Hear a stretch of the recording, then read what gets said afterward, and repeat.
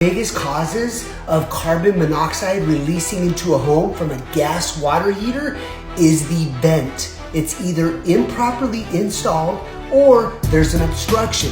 But here's how you can test on your own to see if you're getting that backdraft. Have yourself some matches. Turn on the hot water and wait for that burner to kick on. Now with the lighted match, you're gonna go to the vent hood. Now once you blow out the matches and the smoke immediately gets sucked up into the vent, that's a good sign. But if the smoke backdrafts, you got a problem.